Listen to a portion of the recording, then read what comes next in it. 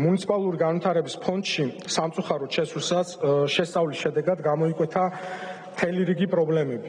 პროექტების დაგეგმვისა და ზედამხედველობის სუსტი სისტემა, რაც მრავალი დაგვიანებული ან სრულად შეჩერებული ობიექტის მიზეზად იქცა. კერძოდ, მაგალითად, 214 მიმდინარე პროექტიდან 161 იყო პრობლემური და პრობლემური პროექტების ჯამური ღირებულება 1 მილიარდ ლარს აღემატება. პრობლემებში გულისხმობ როგორც დაბალ ტემპს, ზოგ შემთხვევაში შეჩერებულ პროექტებს, ვადაგადაცილებას, არაერთგზის ხარისხის პრობლემას და ასე შემდეგ. სამშენებლო სექტორის წარმომადგენლებთან კონსულტაციები ეგრეთ წოდებული თეთრი სიის მექანიზმის გაჯანსაღების შესახებ და საბოლოოდ უკვე მივედით საბოლოო გადაწყვეტამდე. ეს მექანიზმი თავდაპირველად ბიზნესის ასახალისებლად შეიქმნა, თუმცა დროთა განმავლობაში გადაიქცა სისტემად, რომელიც ცალკეულ კომპანიებს არასამართლიან უპირატესობას აძლევდა. დაფიქსირდა შემთხვევები, როდესაც კომპანიებმა მიიღეს საავანსო თანხა და ეს თანხები სხვა მიზანს მოახმარებს და არა იმ კონკრეტულ პროექტს, რომლის მიზნობრიობითაც გაიცემოდა კონკრეტული ავანსი. ჩვენ ვერ დავუშვებთ, რომ წყალი, რომელიც საკმაოდ ძვირი გვიждდება, ვინმე უკანონოდ მიიტაცოს და ამ თვალსაზრისით ჩვენი პოზიცია იქნება აბსოლუტურად უკომპრომისო. დღეს თბილისში არსებული ტარიფები მკვეთრად განსხვავდება რეგიონებში არსებული ტარიფებისგან, მაშინ როდესაც რეგიონებში წყლის მიწოდება გაცილებით უფრო მეტ კაპიტალ დანახარჯს მოითხოვს, ვიდრე ეს არის თბილისი. შესაბამისად, ვფიქრობთ, რომ ამ მიმართულებით ნაბიჯების გადადგმა არის მნიშვნელოვანი, გამომდინარე იქიდან, რომ ვერ უზრუნველყოფს კომპანია თავისი საოპერაციო ხარჯების მინიმალურ გასტუმრებასაც კი დღეს არსებული ტარიფებით. თბილისის მე-11 საჯარო სკოლა მიმდინარეობს 650 მოსავლეზე გათვლილი ახალი სკოლის მშენებლობა სახელმწიფო შესყიდვის შესახებ ხელშეკრულების საფუძველზე. საჯარო სკოლის შენობის პროექტირება, მშენებლობის სახელმწიფო შესყიდვა დიზაინ ბილდის კონცეფციით, ხელშეკრულების ინსი აწარმოებს კომპანია, დასრულების ვადა არის 26 წელი, თუმცა ჩვენი დღეს შეფასებით თავის ვადაში ვერ მოხდება ამ პროექტის დასრულება, თუმცა ჩვენ აქტიურად ვიმუშაობთ, რომ ვადაგადაცილება იყოს მინიმალური და კიდე დამატებით დისკომფორტი არ შეექმნას მოსავლეებს. მე-10 საჯარო სკოლასთან დაკავშირებით კონტრაქტორი ძალიან დაბალ ტემპში აწარმოებდა სამუშაოებს და ამ მიმართულებითაც აქტიურად გადავდგამთ ნაბიჯებს, რომ გვესმის გუშინ ჩვენც ვიხილეთ მოსახლეობის და მოსწავლეების და მშობლების გულისხმობა და შევეცდებით, რომ მაქსიმალურად მოკლე ვადაში აღნიშნული პროექტი დასრულდეს. თქვენს შესავალ სიტყვაში ფაქტობრივად აღიარეთ და დაადასტურეთ, რომ ჩაიბარეთ კორუმპირებული სამინისტრო.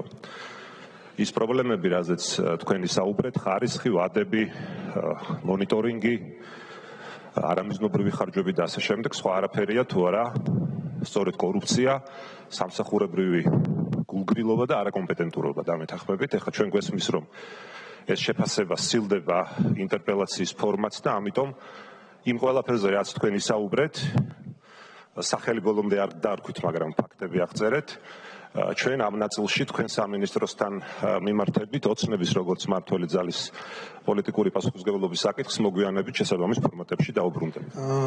ეს თქვენი შეფასება არის, მე გავაკეთე ვისაუბრე იმ პრობლემებზე, რა პრობლემებიც სამინისტროში არსებობს და ჩვენი ხელისუფლების სიძლიერე ზუსტად ის არის, რომ ჩვენ არასდროს არ გაურბივართ იმ პრობლემებზე საუბარს, რაც არის.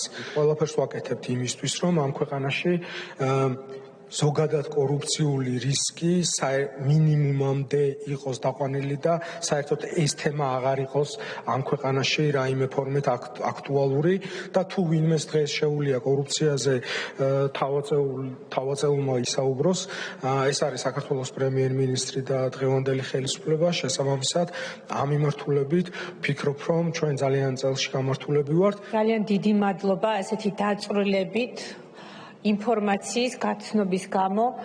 ნამდვილად ცოტა რთული მოსასმენი იყო ამდენი ინფორმაცია ერთბაშად, მაგრამ იყო ძალიან საინტერესო და ძალიან სასარგებლო მსვენელისათვის, ჩვენი მოსახლეობისათვის, ჩვენი დეპუტატებისათვის, განსაკუთრებით დელეგატებისათვის, რომლებიც ადგილზე ხალხთან ურთიერთობენ და რომლებიც სწორედ აი ამ პრობლემებთან გამკლავებაში ამ პრობლემებთან გამკლავება უწევთ.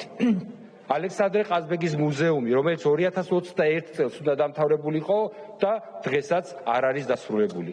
ყაზბეგის წყალმომარაგება, რომელიც ძალიან უსერიოზულესი პროექტი იყო და დიდი ზარზეიმით ხდებოდა მისი დაანონსება, რომ უნდა დაიწყოს მნიშვნელოვანი პროექტი, მაგრამ სამწუხაროდ მთელი ყაზბეგი გადათხრილია, ისე რომ მანქანით კი არა, ფეხითაც ვერ გაივლი, ანგრეული და მაგრამ ეს პრობლემა კვლავ მოუგვარებლად რჩება. ყაზბეგის ცენტრის რეაბილიტაციის პროექტი 7 მილიონიანი პროექტი, რომელიც განახლებული რეგიონების პარკლებში დაიწყო, მაგრამ რაღაც პატარა სამუშაოები ჩატარდა, მაგრამ კვლავ დაუსრულებელია. ძველი დუშეთის, ისტორიული დუშეთის რეაბილიტაციის პროექტი, ბატონო რევას, 2021 წელს უნდა დასრულებულიყო და ჯერაც დაუსრულებელია. მაშინ, როდესაც თანხა გაიხარჯა, მერე თანხა რო აღარ იყო საკმარისი, განახლებული რეგიონების პროექტის ფარგლებში მეორე დააფინანსეს აღნიშნული პროექტი და კვლავ, ასე ვთქვათ, მძიმედ მიდის სამუშაოები, მაგრამ 5 წლის განმავლობაში ერთი პატარა უბნის 40 სახლის რეაბილიტაცია ვერ დასრულდა. მადლობა ბატონ რევას, თქვენ რომ იყავით პირველი და ვფიქრობ საინტერესო იყო ამ მხრივ. საკითხი განხილულია.